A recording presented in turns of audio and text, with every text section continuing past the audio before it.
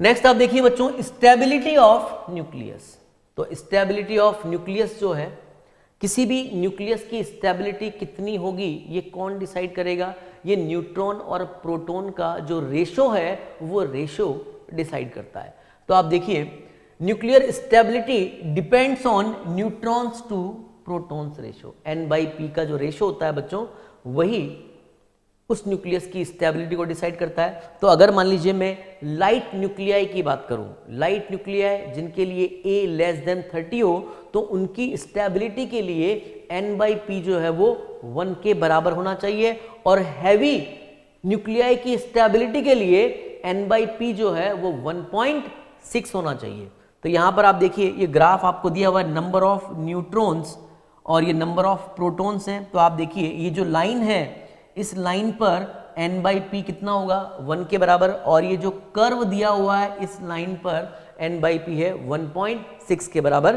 तो light nuclei की stability के लिए n/p 1 होना चाहिए, और हैवी न्यूक्लियाई की स्टेबिलिटी के लिए n/p 1.6 होना चाहिए।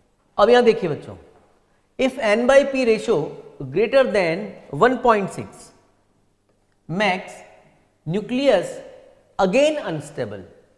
इसका मतलब both axis of neutrons and protons max nucleus unstable. क्या मतलब हुआ बच्चों?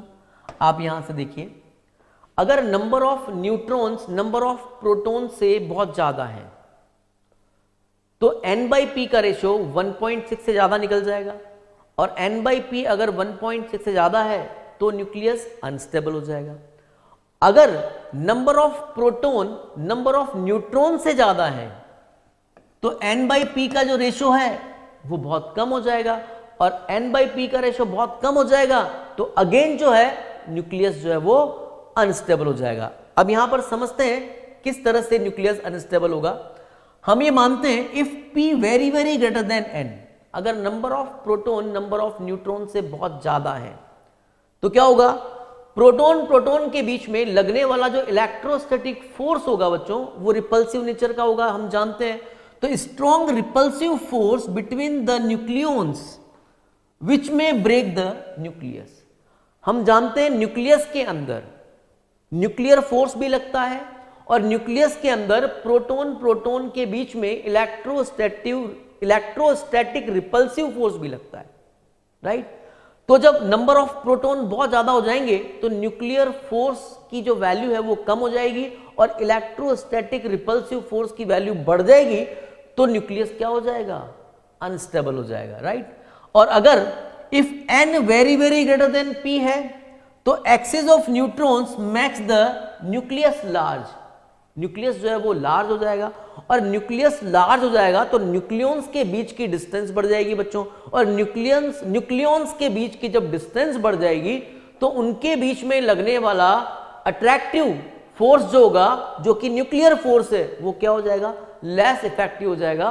और जब न्यूक्लियर फोर्स लेस इफेक्टिव हो जाएगा तो वापस न्यूक्लियस क्या हो जाएगा? अनस्टेबल हो जाएगा। तो यहां देखिए, if n very very greater than p, axis of neutrons makes the nucleus large in volume, so distance between nucleons also becomes large and nuclear force becomes less effective। तो ये दो रीजन है जिनकी वजह से न्यूक्लियस जो है वो अनस्टेबल हो जाता है। नेक्स्ट आप देखिए बच्चों, न्यूक्लियर रिएक्शन। न्यूक्लियर रिएक्शन में कौन पार्ट लेते हैं? न्यूक्लियस जो होंगे वो पार्ट लेंगे। न्यूक्लियर रिएक्शंस क्या होती हैं देखते हैं इसको। Conversion of less tightly bound unstable nuclei into more tightly bound stable nuclei is called nuclear reaction. Less tightly bound जो अनस्टेबल न्यूक्लियाई होते हैं उनका मोर टाइटली बाउंड स्टेबल न्यूक्लियाई में जो कन्वर्जन होता है उसी को ही हम क्या बोलते हैं? न्यूक्लियर रिएक्शन बोलते हैं। और न्यूक्लियर रिएक्शन दो तरह की होती है बच्चों, एक होता है न्यूक्लियर फिजन और एक होता है nuclear fusion.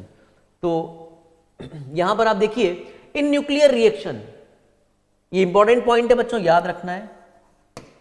In nuclear reaction linear momentum, energy, charge and total number of nucleons are conserve but total mass of nuclei is not conserve. तो ये ध्यान रखना है बच्चों, यहाँ पे टोटल मास जो है न्यूक्लियर रिएक्शन में टोटल मास कंजर्व नहीं होता है, क्योंकि न्यूक्लियर रिएक्शन में मास डिफेक्ट होता है और वो मास डिफेक्ट किस में कन्वर्ट हो जाता है, एनर्जी में कन्वर्ट हो जाता है।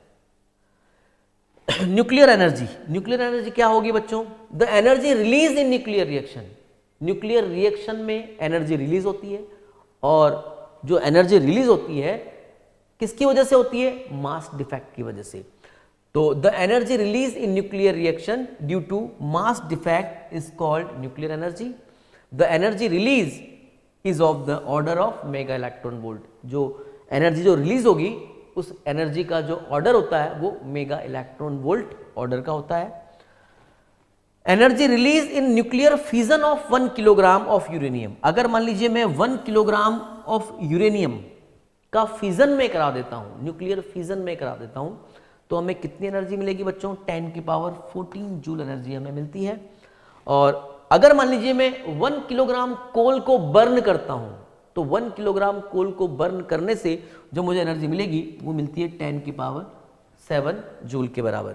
Nuclear reactions are of 2 types, one is nuclear fission and second one is nuclear fusion. तो सबसे पहले हम बात करते हैं न्यूक्लियर फिजन की। न्यूक्लियर फिजन में क्या होता है बच्चों? जो हैवी न्यूक्लियाई होता है जिसकी per nucleon binding energy right वो बहुत कम होती है, और कम होने की वजह से वो अनस्टेबल होते हैं। जब इन न्यूक्लियाई पे हम थर्मल न्यूट्रॉन का अटैक करवाते हैं तो ये न्यूक्लियाई जो है वो लाइट न्यूक्लियाई में ब्रेक हो जाते हैं, और जो लाइट न्यूक्लियाई होते हैं उनकी पर न्यूक्लियन बाइंडिंग एनर्जी जो है वो ज़्यादा होने की वजह से वो स्टेबल होते हैं। और जितनी भी न्यूक्लियर फिजन की रिएक्शंस होती हैं उन सभी रिएक्शंस में एनर्जी रिलीज होती है, क्योंकि प्रोडक्ट का जो मास होता है वो रिएक्टेंट के मास से कम होता है, तो मास डिफेक्ट होगा, और वो मास डिफेक्ट ही किसमें कन्वर्ट हो जाएगा बच्चों? एनर्जी में कन्वर्ट हो जाएगा। तो न्यूक्लियर फिजन की अगर हम बात करें तो यहां देखिए वेरी हैवी न्यूक्लियाई ए ग्रेटर देन 209, मतलब उनका जो मास नंबर है वो ज्यादा होना चाहिए, which are unstable due to less binding energy per nucleon, are broken into lighter nuclei. Lighter nuclei में वो कन्वर्ट हो जाते हैं when bombarded by thermal neutron, जब हम थर्मल न्यूट्रॉन का उस पर स्ट्राइक करवाते हैं। This process is called nuclear fission. अब न्यूक्लियर फिजन की कुछ रिएक्शंस यहां पे दी हुई है, ये रिएक्शंस आपको याद भी रखनी है बच्चों। पहली रिएक्शंस आप देखिए 92U235 पे हमने न्यूट्रॉन का अटैक करवाया है, ये न्यूट्रॉन का हमने अटैक करवाया। तो सबसे पहले ये दोनों कंबाइन हुए और कंबाइन होके किस में कन्वर्ट हो गए? 92U236। अभी जो 92U236 होता है ये अनस्टेबल होता है और ये अदर न्यूक्लियाई में ब्रेक हो जाता है।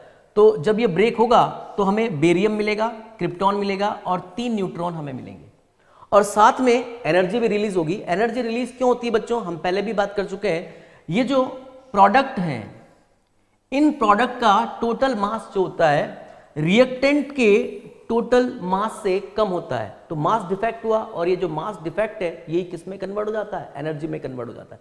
अब यहां पर एक चीज आपको और ध्यान रखनी है, जितनी भी न्यूक्लियर रिएक्शंस होती हैं, चाहे वो न्यूक्लियर फिजन हो या चाहे वो न्यूक्लियर फ्यूजन हो, सभी न्यूक्लियर रिएक्शंस में मास नंबर कंजर्व रहता है और एटॉमिक नंबर भी कंजर्व रहता है। तो यहां पर आप देखिए, अगर मैं रिएक्टेंट की बात करूं तो रिएक्टेंट में मास नंबर जो है वो कितना है बच्चों? 235 ये हो गया और 1 ये हो गया, कितना हो गया? 236। अब यहां पर 236 सेम है। अब यहां पे अगर मैं इन सबका सम करता हूं, यहां पे 3 न्यूट्रॉन है तो 3 ये हो जाएगा, इन सबका मैं सम करूंगा तो भी मुझे क्या मिलेगा? 236 ही मिलेगा। इसी तरह से जो एटॉमिक नंबर होता है, एटॉमिक नंबर यहां देखिए, टोटल एटॉमिक नंबर कितना है बच्चों? 92 के बराबर। यहां कितना आ रहा है? 92। और अगर मैं इन तीनों का सम करता हूं, इसका तो कोई एटॉमिक नंबर होता नहीं है, एटॉमिक नंबर जो होगा वो केवल 56 और 36, इनको भी जब मैं सम करूंगा तो कितना होगा बच्चों? 92 के बराबर। तो ध्यान रखना है, लेफ्ट हैंड साइड का एटॉमिक नंबर और राइट हैंड साइड का एटॉमिक नंबर सेम होना चाहिए, और लेफ्ट हैंड साइड का मास नंबर और राइट हैंड साइड का मास नंबर भी सेम होना चाहिए जितनी भी न्यूक्लियर रिएक्शंस होंगी उनमें। एक और एग्जांपल देखिए आप, 92U235, इसमें हमने न्यूट्रॉन से अटैक करवाया हमें मिलेगा 92U236, अगेन ये अनस्टेबल है और ये किस में कन्वर्ट हो जाएगा बच्चों, जिनॉन में, स्ट्रॉन्शियम में, और 2 न्यूट्रॉन हमें देके जाएगा, राइट। तो यहाँ पे देखिए 54 जिनॉन 140, 38 स्ट्रॉन्शियम 94 प्लस 2 न्यूट्रॉन, और साथ में हमें क्या मिलेगी, एनर्जी मिलेगी।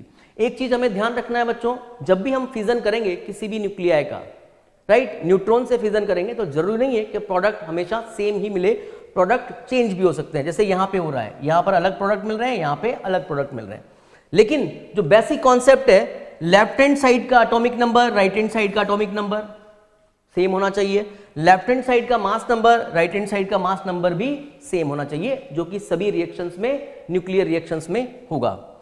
नेक्स्ट एक और एग्जांपल देखिए बच्चों, 92U235 है, न्यूट्रॉन का हमने अटैक कराया तो 92U236 में कन्वर्ट हो गया, जो कि अनस्टेबल होता है। फिर उसके बाद जब ये ब्रेक होगा तो आपको Sb मिल जाएगा, Nb मिल जाएगा और 4 न्यूट्रॉन आपको मिल जाएंगे और साथ में एनर्जी रिलीज हो जाएगी।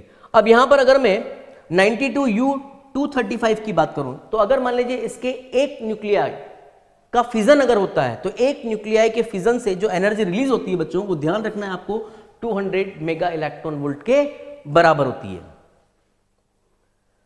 नेक्स्ट आप देखिए बच्चों, रिप्रोडक्शन फैक्टर। रिप्रोडक्शन फैक्टर क्या होता है, rate of production of neutron.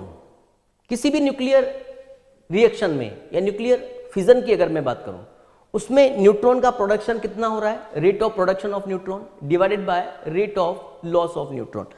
जैसे मैं यहां पर बात करूं, इस रिएक्शन में आप देखिए एक न्यूट्रॉन का अटैक आपने करवाया तो ये जो न्यूट्रॉन है इसका लॉस हो गया और हमें 3 न्यूट्रॉन ये देके जाएगा। तो प्रोडक्शन कितना हुआ बच्चों, 3 न्यूट्रॉन्स का, और लॉस कितना हुआ, 1 न्यूट्रॉन का। अगर मैं इस रिएक्शन में बात करूं तो प्रोडक्शन हुआ 2 न्यूट्रॉन का और लॉस कितना हुआ, 1 न्यूट्रॉन का, क्योंकि जब ये इससे स्ट्राइक करेगा तो इस न्यूट्रॉन का जो है वो लॉस हो जाएगा।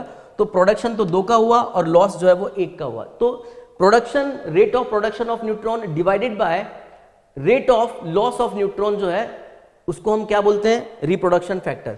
अब रिप्रोडक्शन फैक्टर जो है वो डिसाइड करता है कि रिएक्शन जो है, न्यूक्लियर फिजन की रिएक्शन कैसी होगी, कंट्रोल होगी कि अनकंट्रोल होगी। अगर मान लीजिए कंट्रोल चेन रिएक्शन की मैं बात करता हूं तो उसके लिए K = 1 होना चाहिए, मतलब जितना प्रोडक्शन हो रहा है उतना ही अगर लॉस होता है तो इसका मतलब K = कितना है, 1 है। तो रिएक्शंस जो होगी वो कैसी होगी बच्चों, कंट्रोल्ड चेन रिएक्शन। और कंट्रोल्ड चेन रिएक्शन को हम कहां पर यूज में लेते हैं, न्यूक्लियर रिएक्टर्स में हम इसको यूज में लेते हैं। और न्यूक्लियर रिएक्टर जो है वो एटॉमिक पावर प्लांट जो होता है वहां पर यूज में आता है। अगर हम अनकंट्रोल्ड चेन रिएक्शन की बात करें बच्चों तो K > 1 होता है, जो कि न्यूक्लियर बॉम्ब में काम आता है। और K > 1 का मतलब हुआ rate of production of neutron ज्यादा है और rate of loss of neutron जो है वो कम है। अगर K < 1 है मतलब rate of loss of neutron ज्यादा हो रहा है और rate of production of neutron जो है वो कम है, तो K < 1 होगा। और K < जब 1 होगा तो न्यूक्लियर रिएक्शंस जो है वो स्टॉप हो जाएगी, थोड़ा टाइम चलेगी, फिर उसके बाद न्यूक्लियर रिएक्शंस स्टॉप हो जाएगी, क्योंकि न्यूक्लियर फिजन के लिए कोई न्यूट्रॉन ही नहीं बचेगा। तो क्या हो जाएगा, nuclear reactions will be stopped. Next आप देखिए बच्चों, न्यूक्लियर रिएक्टर। अभी हमने बात की है कि कंट्रोल्ड चेन रिएक्शन किस में होती है, न्यूक्लियर रिएक्टर में होती है। और न्यूक्लियर रिएक्टर को हम कहां पे काम में लेते हैं, पावर प्लांट में हम काम में लेते हैं, इलेक्ट्रिकल एनर्जी को प्रोड्यूस करने के लिए, राइट। तो nuclear reactor is used in nuclear power plant.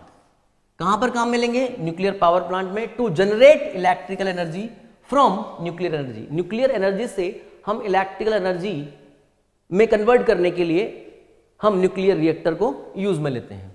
अब यहां पे देखिए एक न्यूक्लियर रिएक्टर आपको दिया हुआ है बच्चों, ये यहां पर एक कोर रीजन है, इस कोर रीजन में न्यूक्लियर फिजन की रिएक्शंस होती हैं, राइट।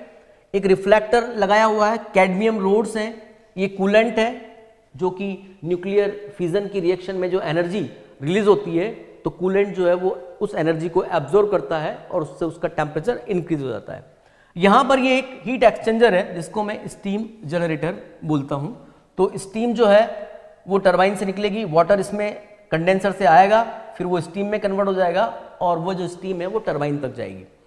तो यहां पर क्या होता है बच्चों, 92U235 हम यहां पर एज ए फ्यूल यूज में लेते हैं। जब हम इस पे न्यूट्रॉन का बम्बार्डमेंट कराते हैं तो क्या होता है, 92U235 जो है न्यूक्लिया है वो ब्रेक होता है, और ब्रेक होने के बाद एनर्जी रिलीज होती है।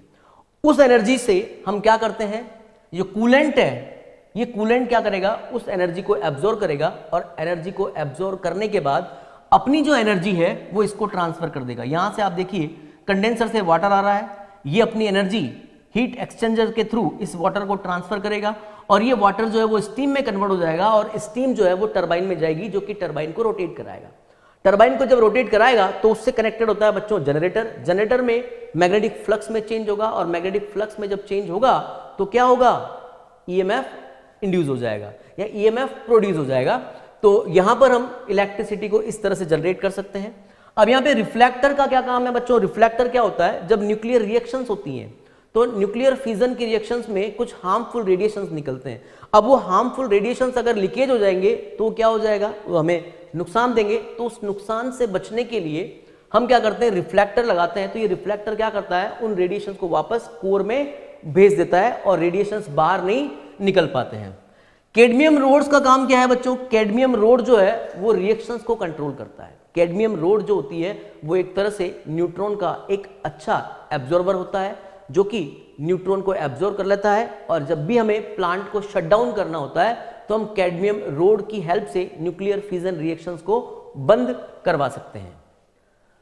तो यहां पर कुछ पॉइंट आपको दिए हुए हैं। सबसे पहले तो हम कोर की बात करें तो कोर वह रीजन होता है जहां पर न्यूक्लियर फिजन की रिएक्शंस होती है। तो it is the site of nuclear fission, it contains fuel elements. Fuel जो हम यहां पर यूज में लेते हैं, enriched uranium is used as a fuel.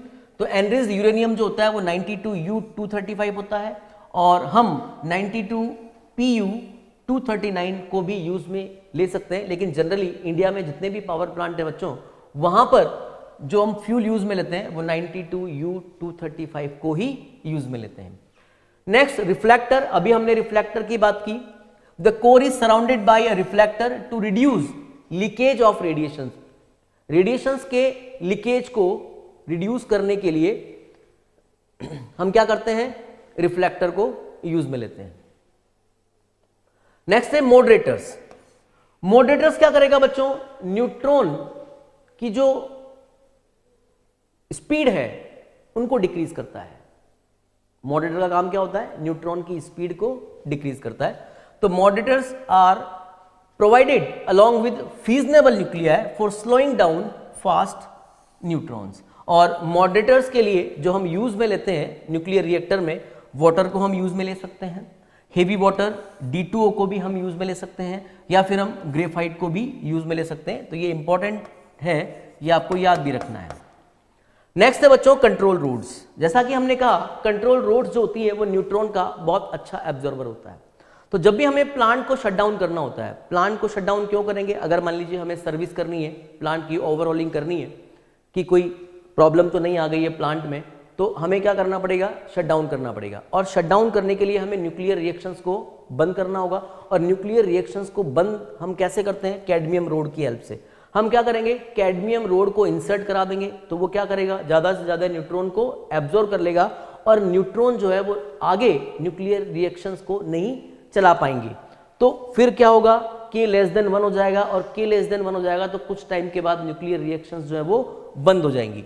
तो कंट्रोल रोड्स का जो मेन पर्पस होता है बच्चों, it is used to shut down the reactor. Control rods made of cadmium, cadmium की ये बनी होती हैं, that have high absorption of neutrons, ठीक है, जो कि न्यूट्रॉन का एक अच्छा एब्जॉर्बर होता है।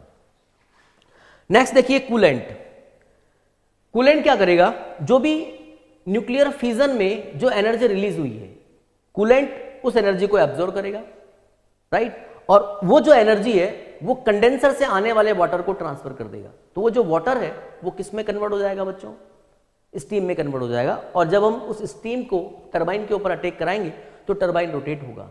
अब टरबाइन से कपलिंग होती है जनरेटर की, तो जनरेटर रोटेट करेगा। अब जनरेटर जब रोटेट करेगा तो वहां पर मैग्नेटिक फील्ड होता है, तो मैग्नेटिक फ्लक्स में चेंज होगा, और मैग्नेटिक फ्लक्स में चेंज होने की वजह से ईएमएफ इंड्यूस होगा और इलेक्ट्रिसिटी जो है वो प्रोड्यूस होगी। तो यहां देखिए coolant, the energy released by fission is removed by a suitable coolant. The coolant transfers heat to a working fluid which produce steam, the steam drives turbine and generate electricity. तो इस तरह से हम nuclear reactor की help से electricity को generate कर सकते हैं। नेक्स्ट है बच्चों nuclear fusion. Nuclear fusion reactions में जो लाइट अनस्टेबल न्यूक्लियाई होते हैं वो कंबाइन होते हैं और कंबाइन होकर हैवी स्टेबल न्यूक्लियाई में कन्वर्ट हो जाते हैं, राइट। यहां पर इंपॉर्टेंट क्या है, न्यूक्लियर फ्यूजन की रिएक्शंस के लिए जरूरी क्या है, टेम्परेचर जो है वो हाई होना चाहिए और प्रेशर जो है वो भी बहुत हाई होना चाहिए, तभी न्यूक्लियर फ्यूजन की रिएक्शंस होती हैं। तो आप देखिए कॉम्बिनेशन ऑफ टू और मोर lighter unstable nuclei to form a heavy stable nucleus is called nuclear fusion. This reaction takes place at very high temperature and pressure. In these reaction, rest mass of product is less than mass of reactant nuclei. हम पहले भी बात कर चुके हैं, जितनी भी nuclear reactions होती हैं उन न्यूक्लियर रिएक्शंस में प्रोडक्ट का जो मास होता है वो रिएक्टेंट के मास से कम होता है, तो एक तरह से मास डिफेक्ट होता है और मास डिफेक्ट जो है वो किस में कन्वर्ट हो जाता है बच्चों, एनर्जी में कन्वर्ट हो जाता है। तो यहाँ पर भी एनर्जी रिलीज होती है। तो आप देखिए due to this mass defect energy release, sun से जो हमें एनर्जी मिलती है, सन में न्यूक्लियर फ्यूजन की रिएक्शंस होती है और एटमॉस्फेयर में जो एनर्जी मिलती है सन से वो न्यूक्लियर फ्यूजन रिएक्शंस का ही रिजल्टेंट होता है। इसी तरह से हाइड्रोजन बॉम्ब जो होता है, हाइड्रोजन बॉम्ब के अंदर भी न्यूक्लियर फ्यूजन की रिएक्शंस होती है जिसकी वजह से हमें बहुत ज़्यादा एनर्जी मिलती है। कुछ एग्जाम्पल आप देखिए बच्चों न्यूक्लियर फ्यूजन के। यहाँ पर 1H1 है और 1H1 दो न्यूक्लियाई कंबाइन हुए और कंबाइन होकर क्या बन गया, 1H2 बन गया। और यहाँ पर आपको मिलेगा ये है बीटा पार्टिकल, ये पॉजिटिव बीटा पार्टिकल है, पॉजिटिव बीटा पार्टिकल जिसको हम बीटा प्लस भी बोल सकते हैं। जब भी बीटा प्लस यानी कि पॉजिटिव बीटा पार्टिकल जब निकलता है तो हमेशा साथ में न्यूट्रिनो पार्टिकल जरूर निकलता है बच्चों, ये ध्यान रखना है। और जब नेगेटिव बीटा पार्टिकल निकलता है तो उसके साथ में हमेशा एंटी न्यूट्रिनो पार्टिकल निकलता है जिसकी हम आगे बात करेंगे, ठीक है। और इतनी एनर्जी जो है वो रिलीज हो जाती है 0.42 मेगा इलेक्ट्रॉन वोल्ट के बराबर। अब यहाँ पर आप देखिए नेक्स्ट रिएक्शन में 1H2 है और ये भी 1H2 है, 1H2 कंबाइन हुए, कंबाइन होके किस में कन्वर्ट हो गए बच्चों, 2He3 में कन्वर्ट हो गया, राइट। और साथ में क्या दिया, एक न्यूट्रॉन दिया और यहाँ पर एनर्जी जो रिलीज हुई वो 3.27 मेगा इलेक्ट्रॉन वोल्ट के बराबर, राइट। एक और रिएक्शन आप देखिए 1S2 और 1S2 जब ये कंबाइन होंगे तो इस रिएक्शन में 1S3 बनेगा और 1H1 बनेगा और साथ में 4.03 मेगा इलेक्ट्रॉन वोल्ट के बराबर एनर्जी रिलीज होगी। तो इन रिएक्शंस में क्या हो रहा है बच्चों, जो लाइट न्यूक्लिया है, जो लाइट अनस्टेबल न्यूक्लिया है वो कंबाइन हो रहे हैं और हैवी न्यूक्लिया में कन्वर्ट हो रहे हैं और एनर्जी जो है वो रिलीज हो रही है। नेक्स्ट देखिए प्रोटॉन प्रोटॉन साइकिल, ये आपको याद भी रखना है बच्चों, कई बार यहां से क्वेश्चन बन जाता है। प्रोटॉन प्रोटॉन साइकिल में प्रोटॉन जो है वो पार्ट लेते हैं, प्रोटॉन बोल दें या हम हाइड्रोजन का न्यूक्लियस बोल दें, बात एक ही है। तो यहाँ पे देखिए 1H1 कंबाइन हुए, 1H2 आपको मिला और 1H2 जब आपको मिलेगा तो यहाँ पे beta particle, positive beta particle निकलेगा और साथ में न्यूट्रिनो पार्टिकल निकलेगा, राइट, और एनर्जी रिलीज होगी। अब यहाँ पर 1H2 जो है ये 1H2 वापस 1H1 से कंबाइन हो रहा है, राइट, तो 2He3 बन रही है और साथ में एनर्जी रिलीज होगी। फिर ये 2He3 जो है वापस एक और प्रोटॉन से कंबाइन होगा और 2He4 यानी कि अल्फा पार्टिकल बनेगा। यहाँ पर आप देखिए अगेन पॉजिटिव बीटा पार्टिकल निकल रहा है और साथ में neutrino plus energy release, right. अब अगर मैं इन रिएक्शंस को ऐड करूं तो ऐड करेंगे तो क्या हो जाएगा बच्चों, लेफ्ट हैंड साइड पे हमारे पास बचेगा 4 1H1 के बराबर, क्योंकि आप देखिए 2He3 और इधर राइट हैंड साइड पे 2He3 ये कैंसिल हो जाएगा, 1H2 और यहाँ पे जो 1H2 ये भी कैंसिल हो जाएगा। तो फाइनली क्या बचेगा अपने पास 4 1H1। राइट हैंड साइड में क्या बचेगा 2He4 प्लस, अब यहाँ पे एक तो बीटा पार्टिकल ये हुआ, एक बीटा पार्टिकल ये हुआ, तो दो बीटा पार्टिकल्स आपको यहाँ से मिल जाएंगे प्लस 2 न्यूट्रिनो प्लस एनर्जी। तो एनर्जी जो रिलीज होगी इन रिएक्शंस में वो कितनी हो जाएगी बच्चों, 27 मेगा इलेक्ट्रॉन वोल्ट के बराबर। तो ये प्रोटॉन प्रोटॉन साइकिल है, ये आपको याद रखना है, कई बार ये एग्जाम में पूछ लिया जाता है। नेक्स्ट है बच्चों alpha beta and gamma decay. जैसा कि हम स्टार्टिंग में बात कर चुके हैं जब हमने सिलेबस डिस्कस किया था, alpha beta and gamma decay and their properties, ये जो है इस साल सिलेबस से डिलीट हो चुका है, लेकिन क्योंकि ये इंपॉर्टेंट पार्ट है इसलिए हम इसको बहुत शॉर्ट में यहाँ पर डिस्कस करने वाले हैं। तो सबसे पहले हम बात करें कि alpha beta and gamma decay होता क्यों है। क्योंकि जितने भी हैवी न्यूक्लियाई होते हैं वो क्या होते हैं, अनस्टेबल होते हैं, क्योंकि उनकी पर न्यूक्लियन बाइंडिंग एनर्जी कम होती है। तो वो अपनी स्टेबिलिटी को ऑब्टेन करने के लिए ऐसे न्यूक्लियस में से अल्फा डिके होता है या बीटा डिके होता है और गामा डिके होता है। तो जैसे ही अल्फा बीटा या गामा डिके होता है तो अब जो नया एलिमेंट बनता है उस नए एलिमेंट के बनने की वजह से पर न्यूक्लियन बाइंडिंग एनर्जी जो है वो बढ़ जाती है, और पर न्यूक्लियन बाइंडिंग एनर्जी बढ़ने की वजह से वो न्यूक्लियाई जो है वो स्टेबल हो जाते हैं।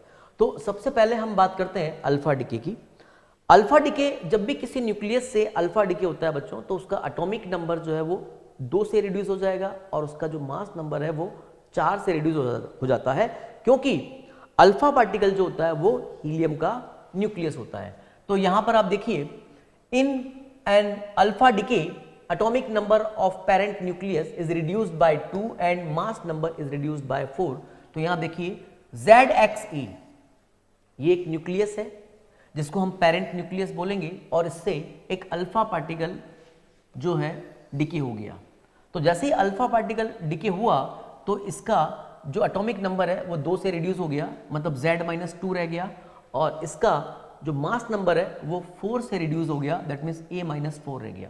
अब जैसे ही एटॉमिक नंबर चेंज होता है बच्चों, वैसे ही एलिमेंट भी चेंज हो जाता है। तो आप देखिए ये एलिमेंट पहले X था और इसमें से अल्फा पार्टिकल निकलते ही अब एलिमेंट जो बन गया वो बन गया Y।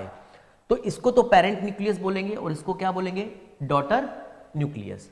अब एक एग्जांपल आपको दिया हुआ है, जैसे 92U238 है और इसमें से अल्फा डिके हो जाता है तो 2He4 इसमें से निकल गया। जब 2He4 निकल गया तो आप देखिए एटॉमिक नंबर जो है वो 2 से रिड्यूस हो गया, मतलब 90 बच गया, और 90 जो एटॉमिक नंबर होता है वो किसका होता है बच्चों, थोरियम का होता है, और मास नंबर जो है वो 4 से रिड्यूस हो गया। तो ये क्या किस में कन्वर्ट हो गया, 92U238 जो है, जैसे इसमें से अल्फा डिके हुआ ये 90 थोरियम 234 में चेंज हो गया।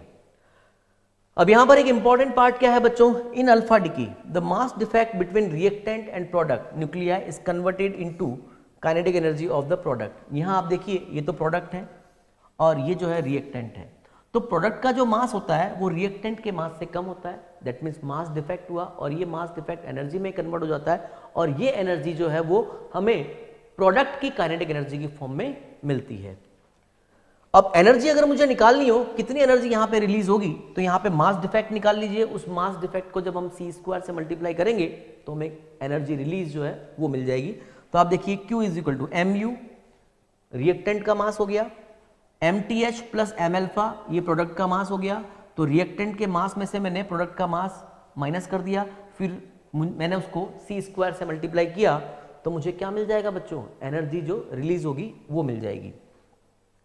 यहां पर आप देखिए इफ Q ग्रेटर देन 0, जब Q ग्रेटर देन 0 होगा मतलब रिएक्शन जब एक्सोथर्मिक होगी, इसका मतलब Q ग्रेटर देन 0 है, तो ही अल्फा डिके पॉसिबल है।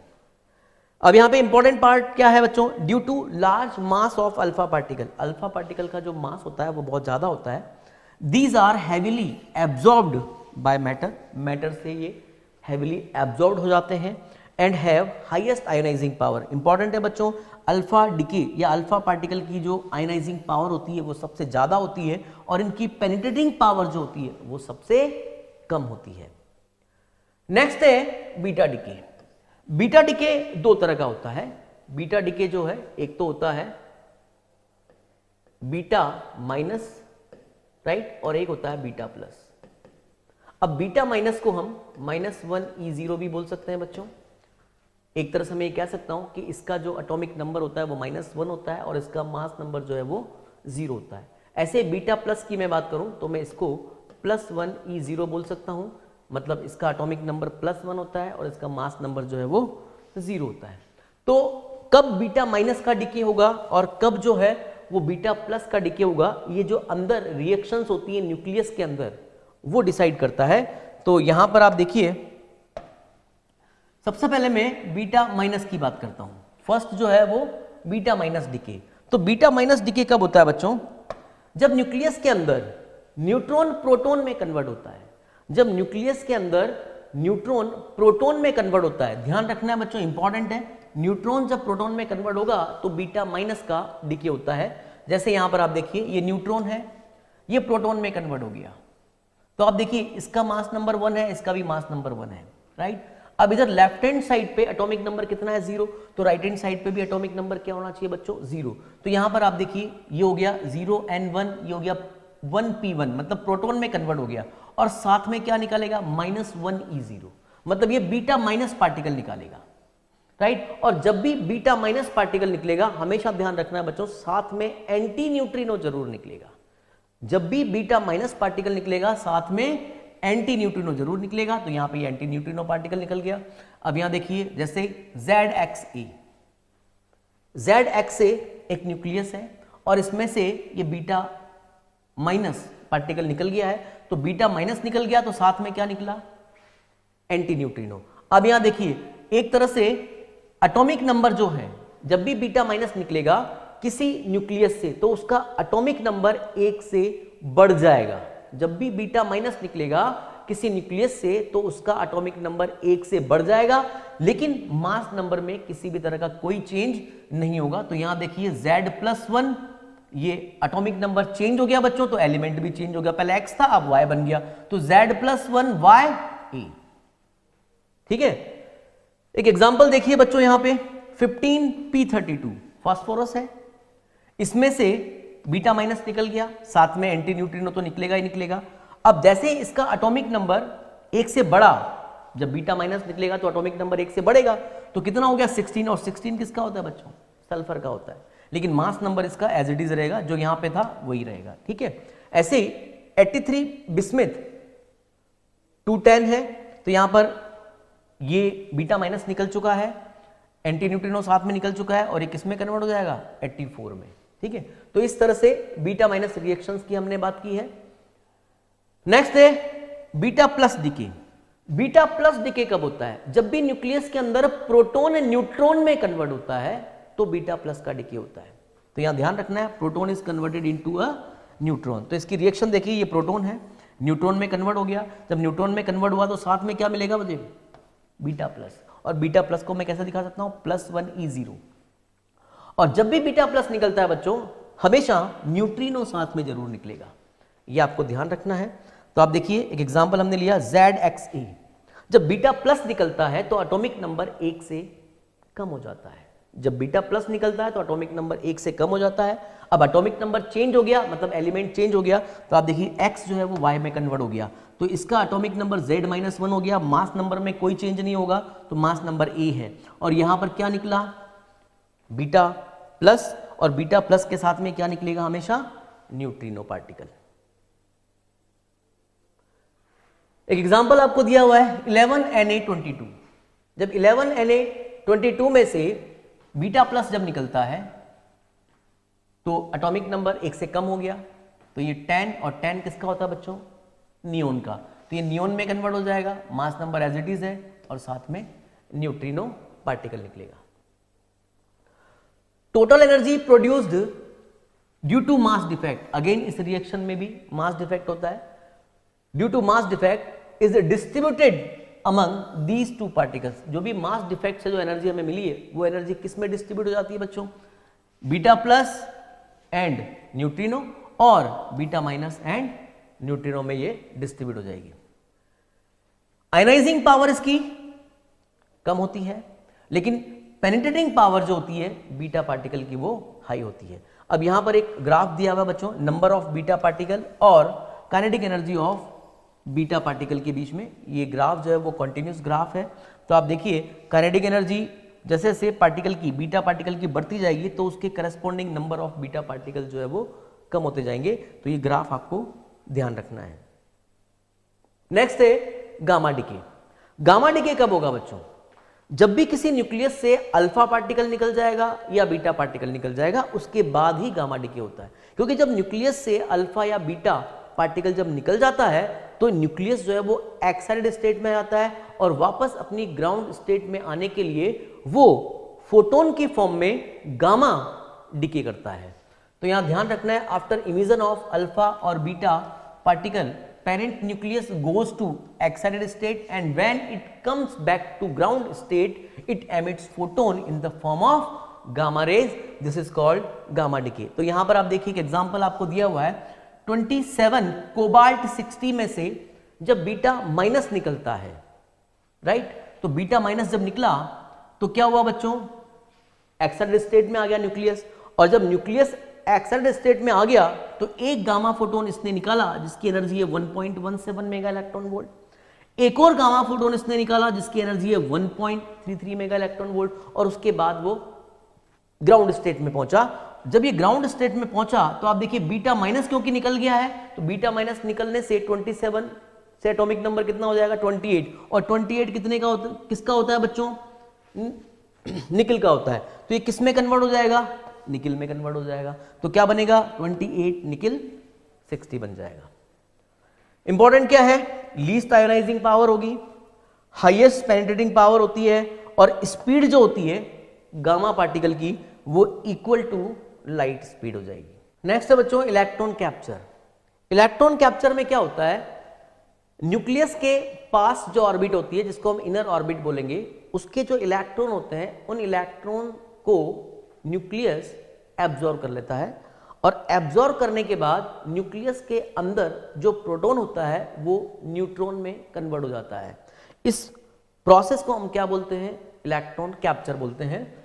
तो देखिए, in the electron capture a nucleus absorb one of its inner orbital electrons and as a result of this a nuclear proton change into a neutron and a neutrino is emitted, और साथ में जो है neutrino भी emit होता है। तो इसकी रिएक्शन आपको गिवन है 54 जिनोन 120, ये जिनोन का न्यूक्लियस है, इलेक्ट्रॉन इसने कैप्चर किया तो ये किस में कन्वर्ट हो गया बच्चों, आयोडीन में ये कन्वर्ट हो गया, राइट। तो 53I120 और साथ में क्या मिलेगा, न्यूट्रिनो आपको मिलेगा। एक इंपॉर्टेंट क्वेश्चन है बच्चों, ये कई बार एग्जाम में पूछा गया है, Why is it found experimentally difficult to detect neutrinos? Neutrinos को एक्सपेरिमेंटली डिफिकल्ट क्यों है डिटेक्ट करना? तो इसका आंसर देखिए आप, massless chargeless particle and have only weak interaction with other particles। पहली बात तो न्यूट्रिनो जो होता है वो massless chargeless particle होता है, और इसका जो अदर जो पार्टिकल्स होते हैं उससे वीक इंटरेक्शन होने की वजह से इसको डिटेक्ट करना मुश्किल होता है। दूसरा जो रीजन है वो ये है, they can penetrate large quantity of matter without any interaction. ये बिना इंटरेक्शन किए हुए ये लार्ज क्वांटिटी ऑफ मैटर को पेनिट्रेट कर देता है, इसलिए भी इसको डिटेक्ट करना मुश्किल होता है। तो ये क्वेश्चन जो है एग्जाम में कई बार रिपीट हुआ है बच्चों, इंपॉर्टेंट क्वेश्चन है, आपको याद रखना है। नेक्स्ट हम डिस्कस करने वाले बच्चों इस चैप्टर से रिलेटेड एनसीईआरटी के कुछ important questions, previous year questions और एक रेस जो कि प्रैक्टिस पेपर है वो हम यहाँ डिस्कस करेंगे। तो सबसे पहला क्वेश्चन आप देखिए, obtain approximately the ratio of the nuclear radius of the gold isotope 79 Au197 and silver isotope 47 Ag104। तो ये क्वेश्चन हम सॉल्व कर सकते हैं बच्चों। आप देखिए, हम जानते हैं R जो होता है is equal to R0 A की पावर 1/3 होता है। इस कॉन्सेप्ट को यूज में लेकर हम जो है रेडियस फाइंड आउट कर सकते हैं।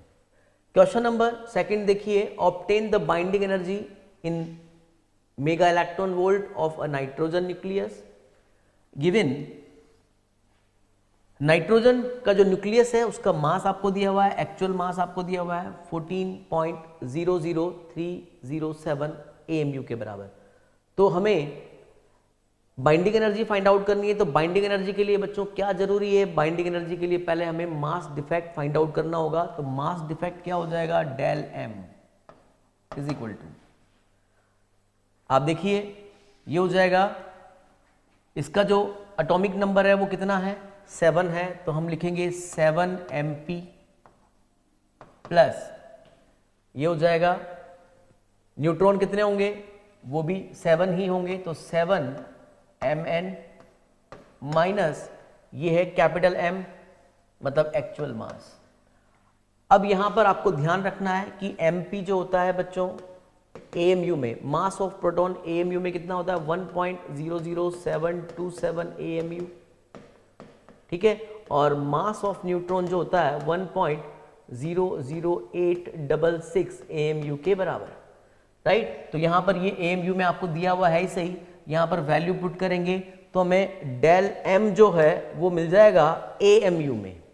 अब एक चीज हम जानते हैं 1 AMU को अगर मैं एनर्जी में कन्वर्ट करूं तो कितना होता है बच्चों 931 मेगा इलेक्ट्रॉन वोल्ट के बराबर। तो जो भी मास डिफेक्ट मुझे मिला है यहां से AMU में, उसको मैं जब 931 से मल्टीप्लाई करूंगा तो हमें क्या मिल जाएगा, बाइंडिंग एनर्जी मिल जाएगी। क्वेश्चन नंबर 3 देखिए बच्चों, obtain the binding energy of the nuclei 26 Fe56 and 83 Bi209 in units of mega electron volt from the following data. ये आपको डेटा गिवन है और हम बाइंडिंग एनर्जी यहां से फाइंड आउट कर सकते हैं। इस तरह का क्वेश्चन हमने किया हुआ है। क्वेश्चन नंबर 4 देखिए बच्चों, from the relation R is equal to R0 A की power 1/3 where R0 is a constant and A is the mass number of a nucleus shows that the nuclear matter density is nearly constant independent of E, right? तो इस तरह का question, या ये जो है हमने ऑलरेडी थ्योरी में डिस्कस किया हुआ है बच्चों, तो ये क्वेश्चन भी हो जाएगा। नेक्स्ट आप देखिए, the fission properties of 94Pu239 are very similar to those of 92U235। The average energy released per fission is 180 mega electron volt.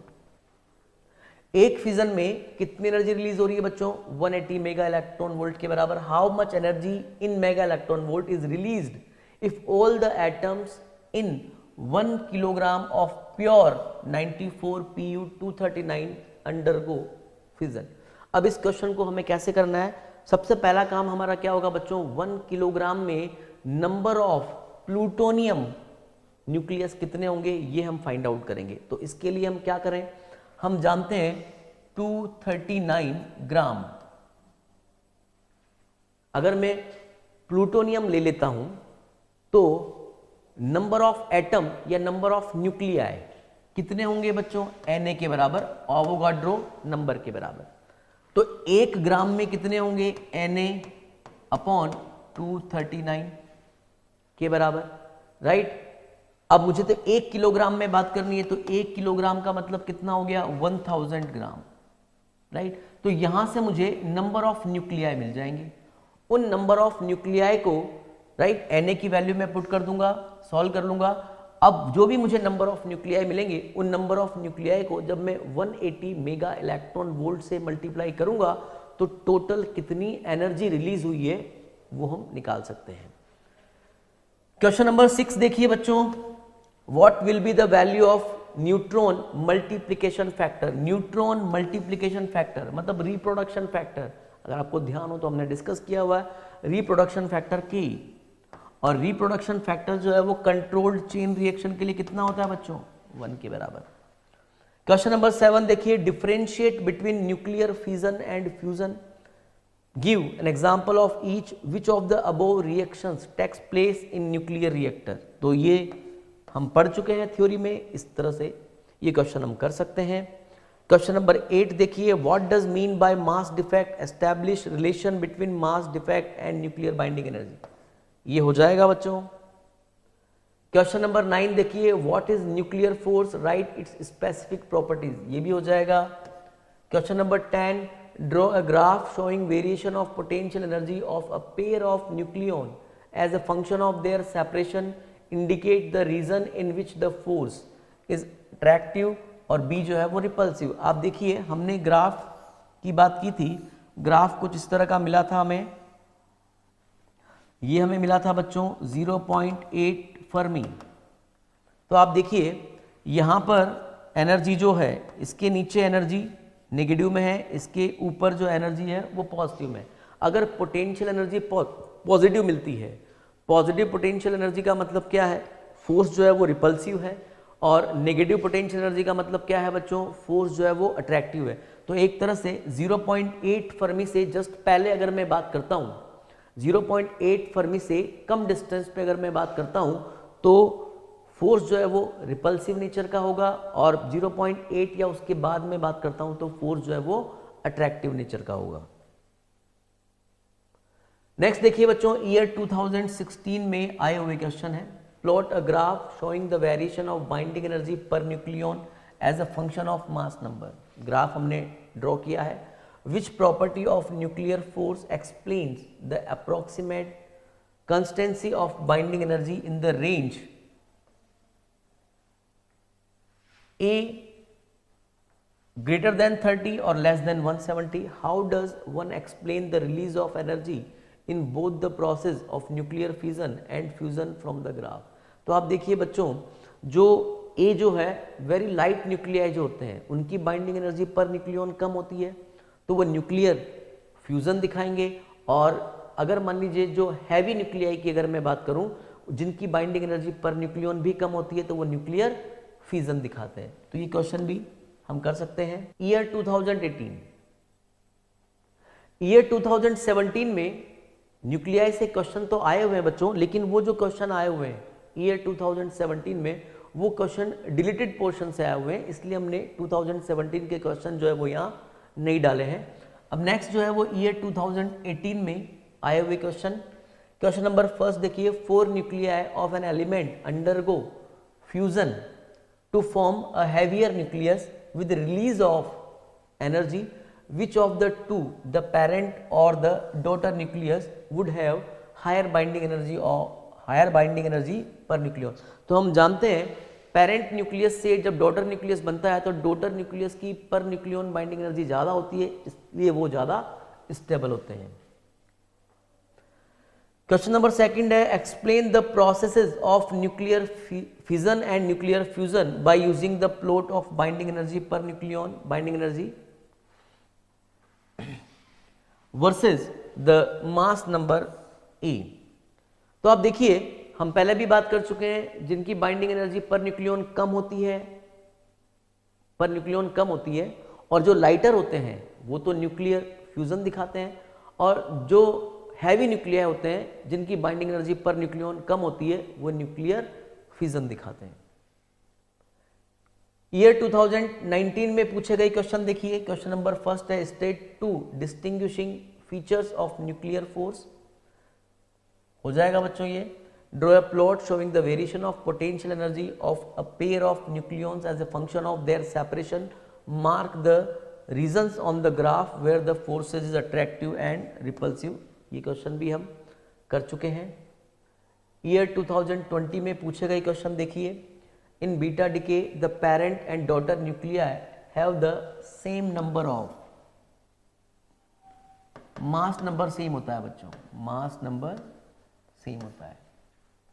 The nuclear radius of 13 aluminium 27 is 3.6 fermi, find the nuclear radius of 29 copper 64। तो ये question जो है वो हम जानते हैं R is equal to R naught A की power 1/3 होता है। इस कॉन्सेप्ट को यूज में लेकर इस क्वेश्चन को हम सॉल्व कर सकते हैं। अब नेक्स्ट जो है बच्चों रेस है, यानी कि प्रैक्टिस पेपर आपको दिया हुआ है जिसमें 10 क्वेश्चन जो है वो ऑब्जेक्टिव टाइप आपको गिवन है, 11 to 15 जो है वो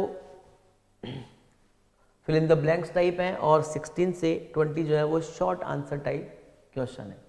तो ये प्रैक्टिस पेपर है जो आपको करना है, और इस तरह से ये चैप्टर जो है वो आपका कंप्लीट होता है।